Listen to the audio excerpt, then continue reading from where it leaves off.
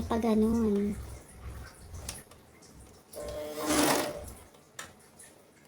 May pakat siya. Pak. O, diba?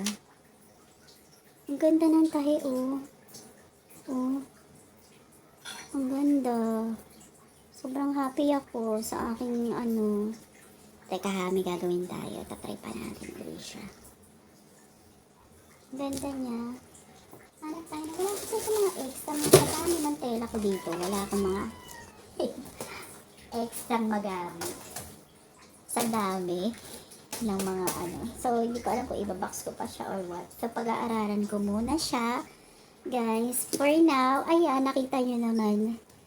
Ang ganda ng pasada nitong sterling overlock from Shopee, which is 3,500. Pero kinuha ko siya sa stay later. Kasi nagkakaubusan. Wala akong cash. Wala akong cash agad na pambayad. Kaya, tinan mo, oh guys, oh, kahit banatin mo siya, hindi napapatig yung tahi. Ang ganda talaga niya. Actually, meron ako pang isang aging, pero hindi ko alam kung i-dispose ko siya or hindi na lang muna.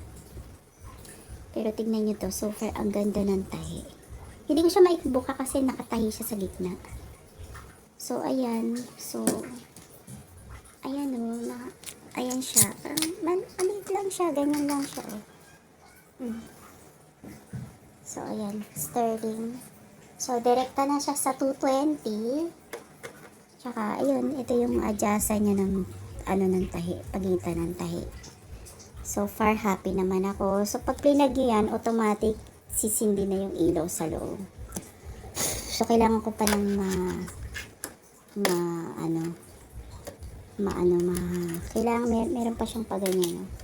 May pa-screw, ganun. So, hayaan mo na yan dyan, kasi parang hindi naman siya.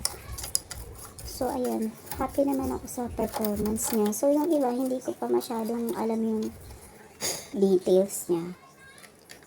Kailangan ko pang alamin dahil bago pa lang siya. Kailangan ko pang alamin yung mga bagay-bagay sa kanya. Pero hindi naman ito naiiba sa ibang aging. So, ito yung plastic lang yung loob, labas niya. Pero yung loob niya,